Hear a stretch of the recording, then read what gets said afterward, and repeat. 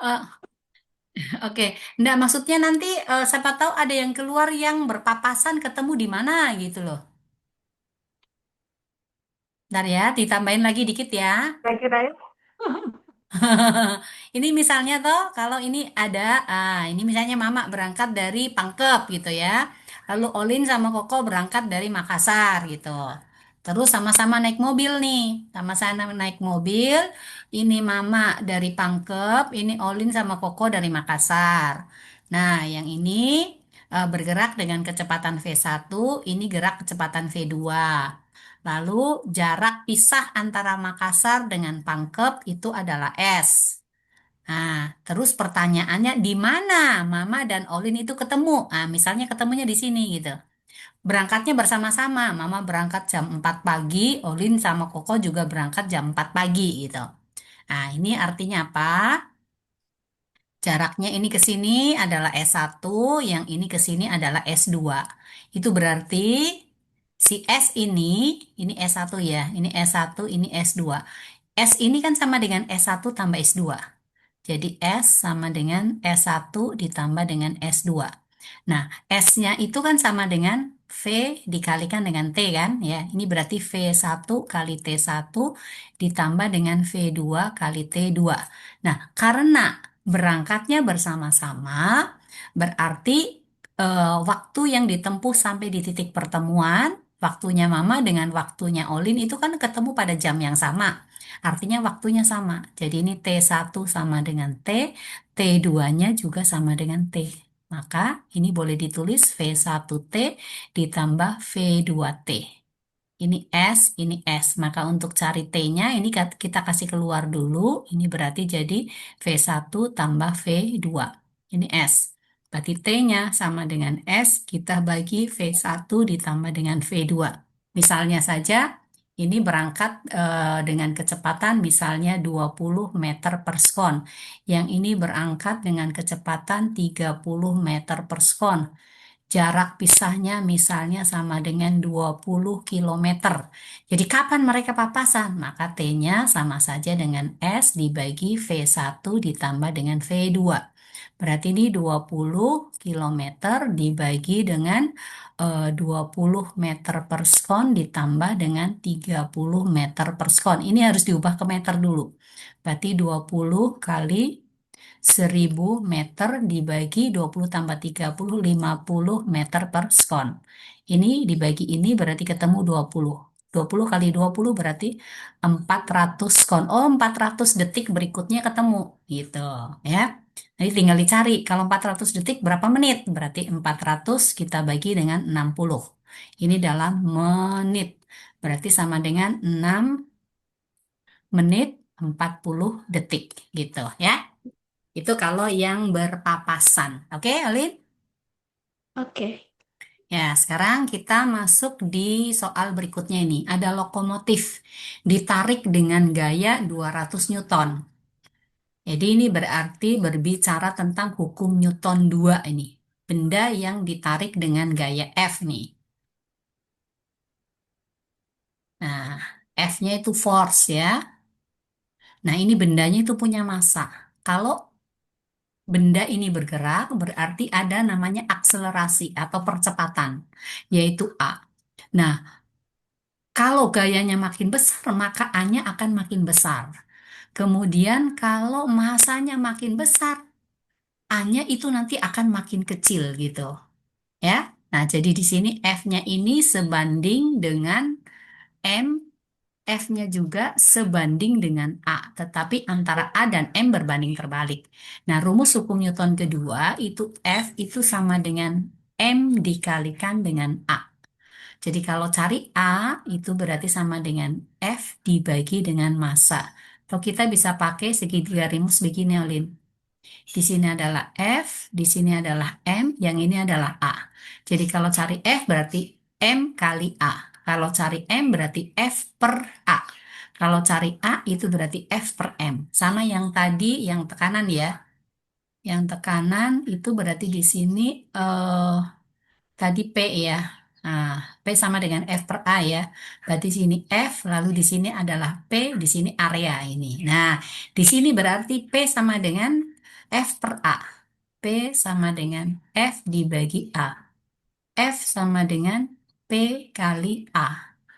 A sama dengan F dibagi dengan P. Sama dengan yang ini. Jadi di sini berarti F sama dengan M dikalikan dengan A.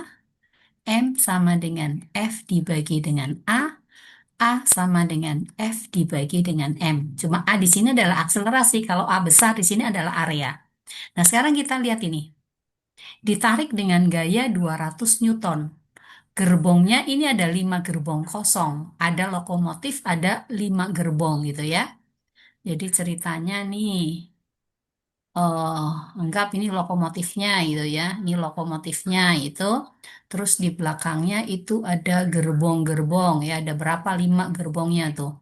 Satu, dua, tiga, empat, lima. Tuh ya, ada 5 gerbong. Nah, lokomotifnya ini masanya adalah 5 ton. Yang ini 5 ton. Terus gerbongnya masing-masing 3 ton. 3 ton. Ini juga 3 ton. Ini juga 3 ton. Ini juga 3 ton. Ini juga 3 ton. Berarti total masanya berapa ton? Berapa ton, Alim? 15 ton. 5, ini 1, 2, 3, 4, 5, 15 ton. Berarti masanya itu ada 5 kali 3 ton, tapi ditambah juga dengan lokomotif tuh, 5 ton. Ya, berarti sama dengan 15 ton ditambah 5 ton. Maka sama dengan dua 20 puluh ton. ton. 1 ton berapa kilo? 1.000. 1000. Berarti sama dengan 20 kali 1000 kilogram. Maka sama dengan 20.000 kilogram. 1.000 kilogram. Nah, gaya F itu sama saja dengan M dikalikan dengan A. Maka A sama dengan F dibagi dengan M. F-nya berapa? Gaya tariknya. Ini ditarik dengan gaya 2000, 200. 200 ribu Newton. Berarti ini 200 ribu Newton dibagi dengan 20.000 kilogram. Nah, berarti sama dengan berapa? Nolnya 1.000. berapa? Ini seribunya kan coret. Ini nolnya lagi coret. 20 bagi 2. 10. Ya, sama dengan 10. Newton tadi kan sama dengan kilogram meter per sekon kuadrat. Ini dibagi dengan kilogram. Maka kilogramnya hilang. Jadi hasilnya sama dengan 10 meter per sekon kuadrat. Gitu. Oke? Oke. Ya, jadi seperti itu ya. Ingat ya, di sini berarti F sama dengan M dikalikan dengan A. Kalau A berarti sama dengan F dibagi dengan M. Atau M sama dengan F dibagi dengan A. Ya, oke. Nah, sekarang misalnya nih ya, misalnya contoh yang lainnya lagi ya. Contoh lainnya lagi, misalnya ada, kamu pernah main tarik tambang enggak? Nah, Pernah ya. Oke, ini ada benda gini ya. Ah, ada yang menarik ke arah sana.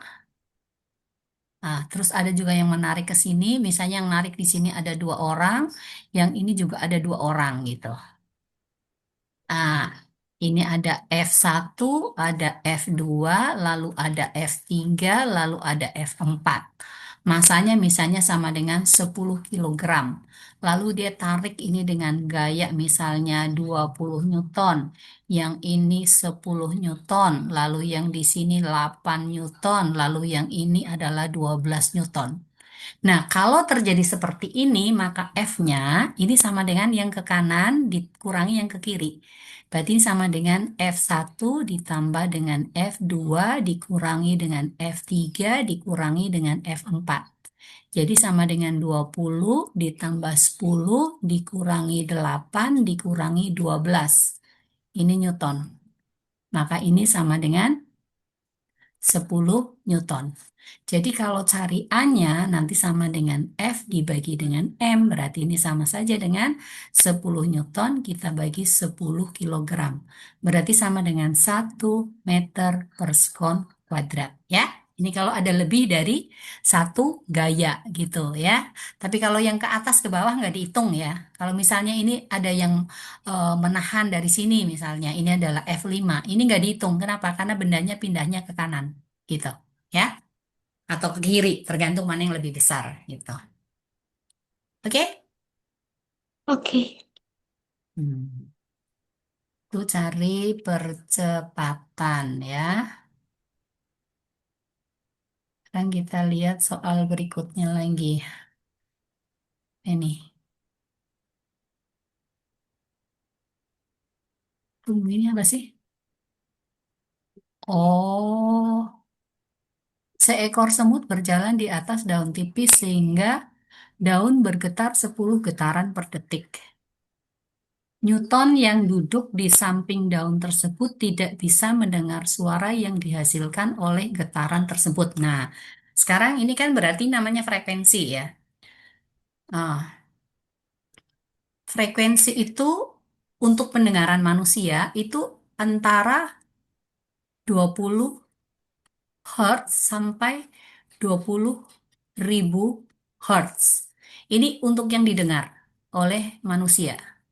Jadi ini apa F-nya? F manusia, telinga normal manusia, dia hanya bisa mendengar kalau tekan apa frekuensinya lebih besar dari 20 atau kurang dari 20.000, ya. Nah, sekarang kalau di sini ini frekuensinya kan sama dengan 10 meter per apa 10 getaran per detik. Berarti jumlah getarannya itu sama dengan 10, waktunya sama dengan 1 detik atau 1 sekon. Nah, frekuensi getaran itu sama dengan N dibagi dengan T. Berarti sama dengan 10 per 1 sekon. Per sekon itu hertz ya. Jadi berarti sama dengan 10 hertz. Nah, karena frekuensinya lebih kecil daripada 20 Hertz, maka orang tidak bisa mendengar. Gitu. Nah, bunyi yang frekuensinya F-nya kurang daripada 20 Hertz ini dinamakan dengan bunyi infrasonik. Kalau frekuensinya lebih dari 20.000 Hertz, ini namanya bunyi ultrasonik. Nah, bunyi ultrasonik itu biasanya ditimbulkan oleh kelelawar itu. Makanya kelelawar itu apa pantulan dia tidak bisa nabrak lubang gitu loh. Kenapa? Sebelum dia sampai di lubang pasti dia sudah muter lagi gitu. Kenapa? Karena frekuensi pantulannya atau getaran pantulannya itu udah sampai lagi di telinganya si kelelawar itu. Kalau infrasonik itu bunyi yang pelan sekali. Biasanya ini seperti kayak kucing gitu ya. Tikus itu kalau jalan kan pelan-pelan, tapi si kucing itu bisa tahu. Nah, itu dia mengeluarkan bunyi infrasonik.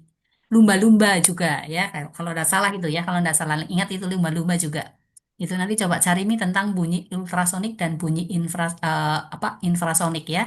Kalau infrasonik itu yang lebih kecil dari 20 Hz, kemudian ultrasonik itu lebih besar.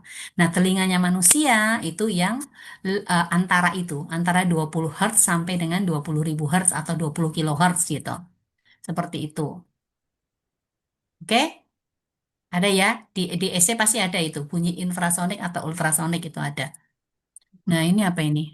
Manusia normal hanya bisa menangkap bunyi infrasonik, yaitu suara yang dihasilkan oleh, loh, nggak bisa. Ini infrasonik justru nggak bisa. Yang antara infra dan ultra itu namanya audio.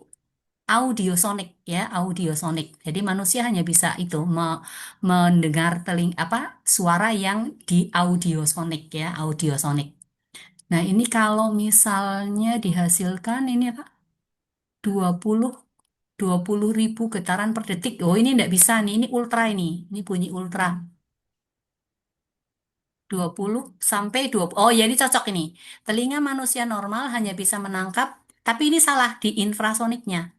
Ya, di infrasonik salah. Harusnya audiosonik.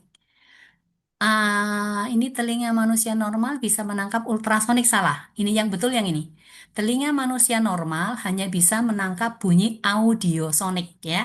Audiosonik itu antara 20 sampai 20.000 Hz ya. Ingat itu. Itu telinga manusia ya. Jadi ada infra, ada ultra, ada audio. Yang di tengah-tengah itu audio. sama saja itu kalau matanya manusia itu melihat cahaya ya. Cahaya itu kalau apa ada cahaya tampak itu yang pelangi, yang merah, jingga, kuning, hijau, biru, nila, ungu. Ini bisa dilihat.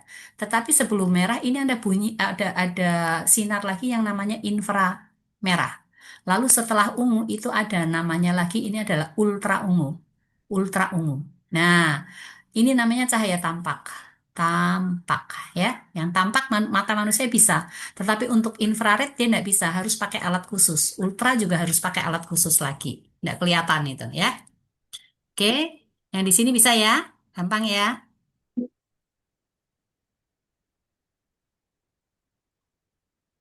Oke, mana lagi nih? Temperatur. Nah, nih, ya. Nah, ini pada tekanan 1 atmosfer, air mendidih 100 derajat Celcius dan membeku di 0 derajat. Kemudian dia bikin termometer sendiri. Oke, jadi ini ada 2 termometer gitu ya. Ada 2 termometer, jadi ini ada termometer pertama, ada termometer kedua.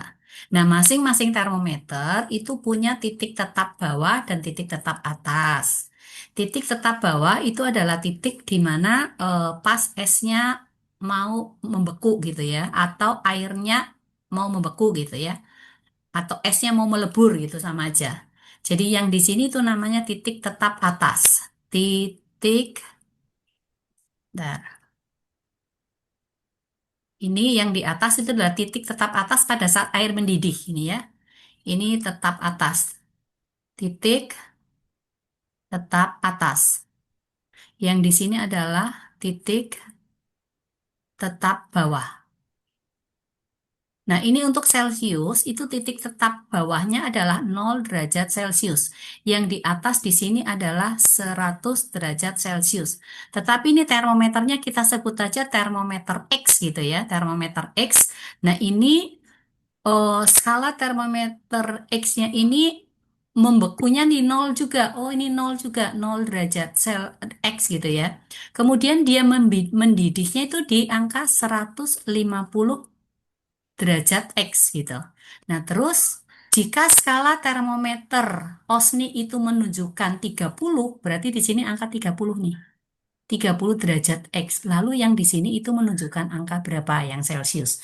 Caranya gampang sekali ya. Kita hanya mencari apa? Selisihnya nih. Ini selisihnya berapa? Ini ke sini. Lalu yang ini selisihnya berapa? Terus yang ini ke sini selisihnya berapa? Yang ini selisihnya berapa? Nggak perlu pakai rumus gitu.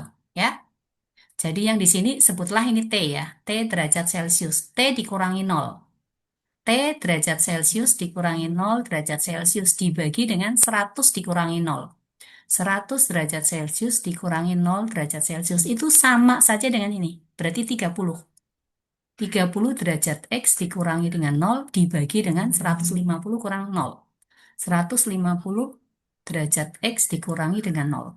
T dikurang 0 berapa? T kan? Jadi T derajat Iya. Celcius dibagi dengan 100. Sama dengan 30 derajat X dibagi dengan 150 derajat X. Ini hilang semua. Nah, berarti ini naik ke sana. Maka T derajat Celciusnya sama dengan 30 dikalikan dengan 100 dibagi dengan 150. Seperti itu.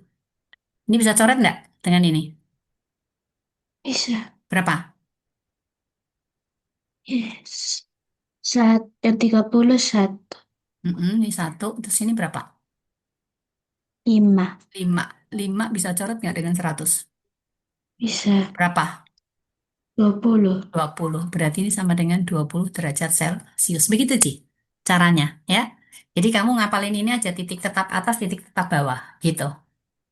Oke? Oke. Jadi kamu bisa bikin termometer sendiri. Misalnya yang ini kamu mau pakai Fahrenheit gitu ya. Fahrenheit dengan termometer X di sini boleh nggak apa-apa. Jadi untuk Fahrenheit, misalnya nih ya, ini Fahrenheit. Di Fahrenheit atas kan sama dengan 212. Yang di bawah itu adalah 32. Lalu termometernya Orlin misalnya di sini adalah 0. Lalu yang di sini misalnya Orlin mau pakai angka berapa ya? Misalnya 120 gitu ya, 120 boleh, nggak apa-apa. Ya, ini kita sebut termometer X gitu. Lalu misalnya di termometernya Orlin itu menunjukkan angka misalnya 60 derajat X. Lalu di Fahrenheit berapa? Nah, ini T-nya berapa? Gitu. Ya sama caranya. Berarti ini ya, ini dikurangi berapa, lalu ini selisihnya berapa, ini selisihnya berapa, ini selisihnya berapa. Ya, jadi ini caranya gimana? Sama ini. Berarti T Fahrenheit dikurangi 32 dibagi 212 dikurangi dengan 32 itu sama dengan 60 dikurangi 0 dibagi dengan 120 dikurangi 0 gitu. Jadi ini sama dengan T kurang 32 dibagi 180 sama dengan 60 dibagi 120. Berarti T dikurangi 32 sama dengan 1/2 kita kalikan 180. Sama dengan 90. Di sini ini T dikurangi 32. Berarti T-nya sama dengan 90 tambah 32. Sama dengan 122. Ya, jadi termometernya apapun nggak ada masalah. Oke, Alin? Oke. Ingat titik tetap atas, titik tetap bawah aja. Kalau Kelvin itu atasnya 273, bawahnya 373, bawahnya 273. Fahrenheit ini 212, lalu ini 32. Kemudian Reaumur itu bawah 0, atasnya 80. Celcius bawahnya 0, atasnya 100. Jadi tinggal nanti yang di mana. Kamu caranya seperti itu aja. Pakai perbandingan ya. Ada yang mau Oke. ditanyakan nggak? Bisa? Oke. Sekarang ini tentang apa ini? Joko membeli lampu bertuliskan bla bla bla menyalakan lampu berapa energi? Ya, ini tentang energi listrik ya. Energi listrik itu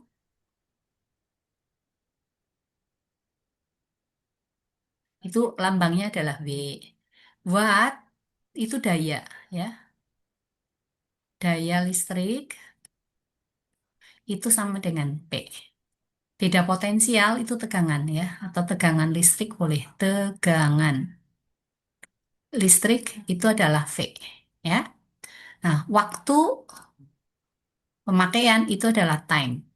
Nah, untuk energi, V itu sama saja dengan P dikalikan dengan T. Nah, P itu sama saja dengan berarti V dibagi dengan T untuk rumus yang ini ya. P sama dengan V per T. Kalau cari T berarti sama dengan V dibagi dengan P. Jadi ini kalau segitiga rumusnya seperti ini.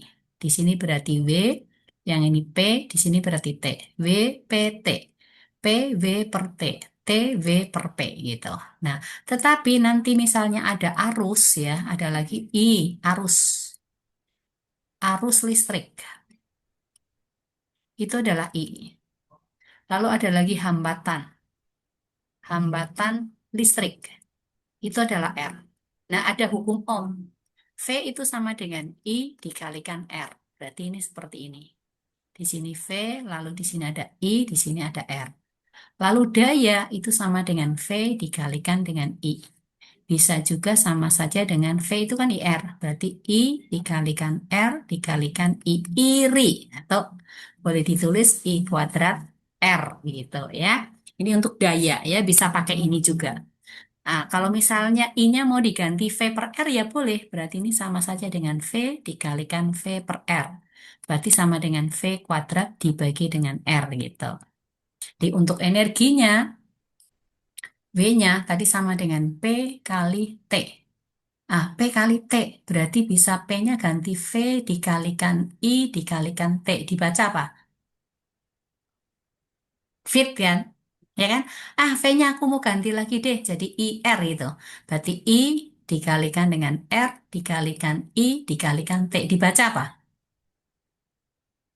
Irit. Ya, toh? Nah, dibaca irit. Jadi kalau V dikalikan I itu sama dengan P. Ini dibaca VIP. Oh, VIP berarti V kali I sama dengan P.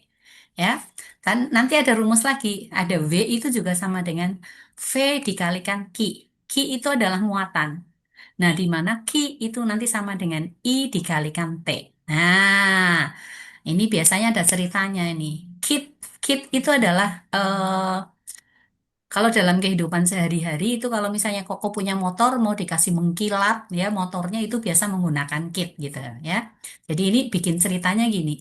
Pak Vicky, Pak Vicky punya PT Fit Irit sukanya di ruang VIP dan selalu pakai kit gitu. Bisa juga pakai Fir temannya gitu ya. V sama dengan I kali R. Pak Vicky punya teman kit dengan Fir gitu. Dia punya PT Fit Irit, sukanya di ruang VIP gitu. Ini bisa dibikin clue-nya untuk cari ya. Oke, jadi energi listrik itu rumusnya itu. Nah, sekarang kita lihat. Di sini ada watt. Satuan daripada daya listrik itu watt. Berarti ini P. Sama dengan 20 watt. Volt itu ada satuan pada potensial yaitu V, berarti sama dengan 220 volt. Itu tegangannya. Joko, jika Joko menyalakan lampu selama 1 jam, time-nya berarti sama dengan 1 jam dengan tegangan yang sesuai. Berapa energi listrik yang dipakai berarti V sama dengan berapa? Nah, tadi V itu sama dengan P dikalikan dengan T kan? Berarti sama saja dengan 20 watt dikalikan dengan 1 jam. Nah, 1 jam ini karena yang dicari dalam joule, maka jamnya harus diubah ke detik. Maka ini sama dengan 20 watt dikalikan dengan 3.600 skon. Nah, 3 kali 36 kali 2 berarti 72. Tambah 1, 2, 3. Berarti ini watt skon. Watt skon. Watt skon itu sama aja dengan joule. Berarti 7200 joule. Nah, misalnya nanti ada ditanyakan dalam kilo, maka ini kita bagi dengan 1000. Bagi dengan 1000, maka ini dalam kilo joule. Berarti sama dengan 72 kilo joule. Seperti itu. Oke? Oke. Oke ya. Saya yang seperti ini ya. Nah, nanti nggak tahu sih mungkin ada biaya-biaya listrik lagi atau enggak. Nah, itu kalau misalnya di rumah-rumah ya misalnya. Di kamar misalnya ada televisi, kemudian ada AC, lalu ada atau di rumahmu ada kulkas, ada lampu. Jadi kalau misalnya mau bayar listrik gitu ya. Nah, misalnya untuk AC, AC itu ada dua. Misalnya 750 watt gitu ya. Menyala selama 5 jam misalnya. Lalu TV, misalnya ada satu. Satu TV-nya, kemudian misalnya ini 300 watt. Menyala 2 jam sehari. Kemudian ada lagi kulkas. Kulkas misalnya ada dua, lalu dayanya tidak besar, misalnya 300 watt juga gitu ya. Menyala misalnya 24 jam. Lalu 1 kWh itu misalnya sama dengan 500 rupiah gitu. Ditanya 1 bulan, itu berapa dibayar? Nah, berarti ini kita kali ini. Cari W-nya. W-nya W1 itu untuk AC. Berarti 2 kali 750 watt. Ini jamnya nggak usah diubah. Kali 5 jam. Jamnya pakai H. Ya. 10 berarti jadi sama dengan 7.500 WH. Ini namanya watt jam. Kemudian untuk yang kedua itu televisi. Televisi ada 300 watt selama 2 jam. 2H berarti ya. 300 kali 2, 600. 600 WH. Lalu yang berikutnya ada kulkas tuh. Kita sebut aja W3.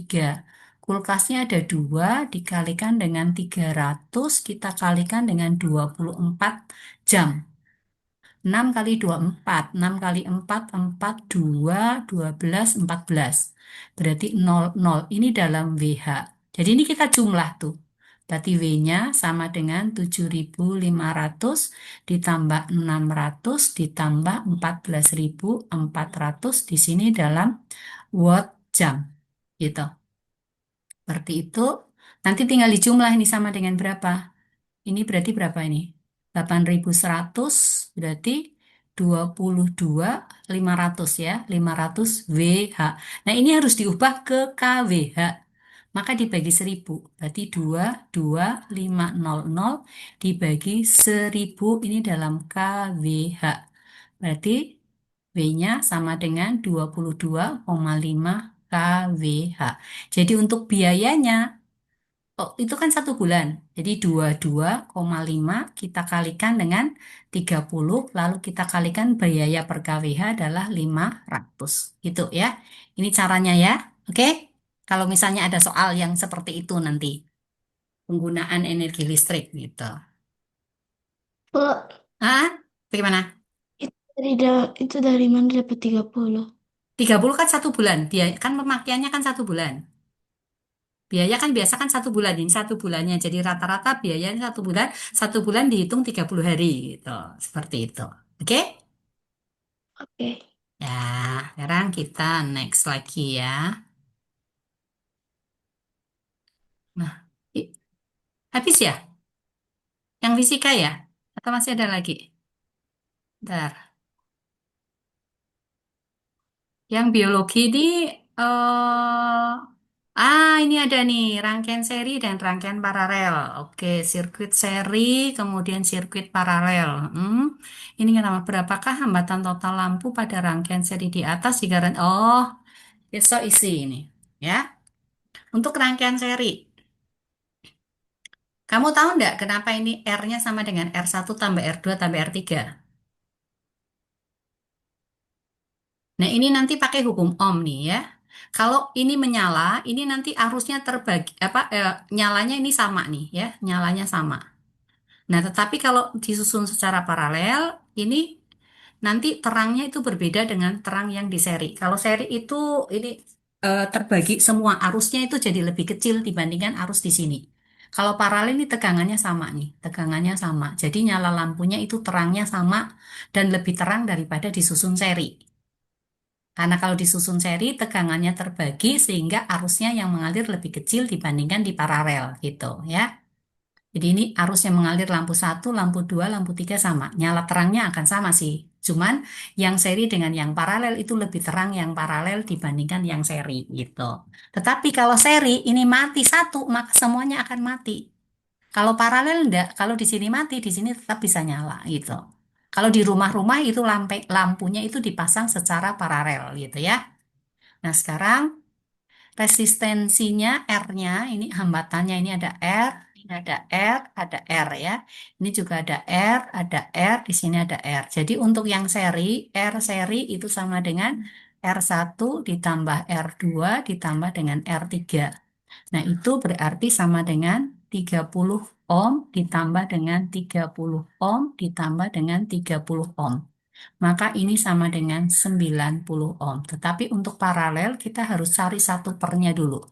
Jadi per paralel ini sama dengan 1/R1 ditambah 1/R2 ditambah 1/R3. Berarti ini sama dengan 1/30 omega ditambah 1/30 ohm ditambah 1/30 ohm. Maka ini sama dengan penyebutnya udah sama 30 ohm, 1 tambah 1 tambah 1. Berarti ini ada 3. Sama dengan 1/10 ohm. Ini kan masih 1/. Berarti kalau cari R paralelnya maka sama dengan 10 ohm dibagi 1 atau sama dengan 10 ohm. Begitu. Oke? Oke. Oke, ya sekarang misalnya ya, misalnya rangkaiannya itu eh, diubah gitu.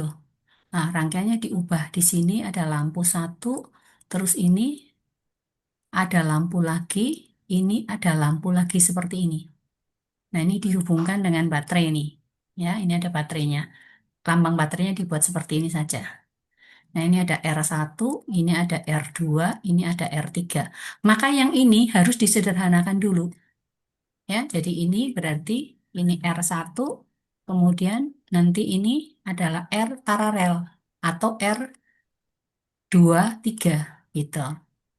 Ini dihubungkan dengan beda potensial, baru nanti hambatan penggantinya ini. Ini sebutlah R total aja gitu ya. Nah, seperti ini. Nah, ini gimana nyarinya? Berarti ini disederhanakan dulu. Ini paralel, berarti 1/R paralel sama dengan 1/R2 ditambah 1/R3. Maka ini harus dicari 1/30 ohm ditambah 1/30 ohm sama dengan per 30 ohm, 1 tambah 1 berarti 2. Berarti sama dengan 1/15 ohm. Jadi R paralelnya berarti 15 ohm dibagi 1 atau sama dengan 15 ohm. Lalu untuk cari totalnya ini seri, ini antara R1 dengan paralel. Berarti R totalnya sama dengan R1 ditambah R paralel. R1-nya 30 ohm ditambah 15 ohm berarti sama dengan 45 ohmega. Begitu. Ya. Nah, sebetulnya kalau dua ini bisa bisa langsung dicari gitu ya. Jadi 1/R12 itu sama dengan 1/R1 ditambah 1/R2. Ini kita samakan penyebut. Berarti ini R1 dikalikan dengan R2. Lalu ini berarti di sini jadi R2, lalu ini ditambah dengan R1. Dibalik boleh nggak apa-apa, karena cuma 2. Ditambah dengan R2 dibagi R1 kali R2. Ini 1/R12. Jadi R12 berarti sama dengan R1 kali R2 dibagi dengan R1 ditambah dengan R2. Kalau misalnya 30/30, ya berarti ini 30 kali 30 dibagi 30 ditambah 30. Sama dengan 30 kali 30 dibagi 60. Coret, coret, 2, coret, coret, 15. Ini kalau pakai jalan langsung ya. Seperti itu. Itu kalau dua. Tapi kalau lebih dari dua ya nggak boleh. Ada pertanyaan di sini? Lin, bisa dipahami? Bisa. Oke ya. Ah, nanti kenapa ini dijumlah, kenapa ini ditambah nanti next time berikutnya lagi baru eh, Ibu jelasin ya. Kita lihat lagi mana. Oh, ini udah tadi ya, udah ketemu. Nah lagi ada enggak yang fisika lagi mana? Oh, ini apa? Terdapat 3 buah gelas berisi tiga cairan yang berbeda dan tidak bisa bercampur. Cairan A, cairan B, dan cairan C. Kemudian hal-hal ini terjadi sebuah bola tenggelam di cairan A, namun terapung di B.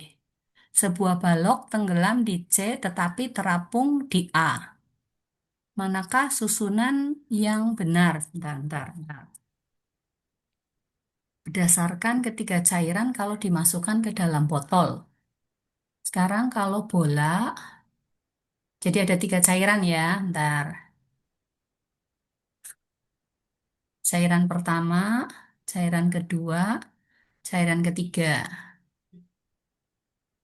Kita gambar dulu ini cairannya, ini cairannya, ini cairannya. Ini yang A, ini yang B, ini yang C. Bolanya di A tenggelam. Berarti di sini tenggelam. Nah, kalau dia tenggelam, berarti rho bola, massa jenis bola, itu lebih besar dari massa jenis cairan A, ya. Kemudian bolanya itu di cairan B, dia itu terapung, mengapung di sini. Oh, dia mengapung di B gitu ya. Ini artinya apa? Artinya berarti rho bola lebih kecil dari rho cairan atau cairan B ya. Cairan B. Oke. Kemudian ada balok tenggelam di cairan A tetapi terapung di tenggelam di cairan B, C, ini berarti dia tenggelam di sini, ini balok, tetapi dia terapung di sini. Bentar. Kalau balok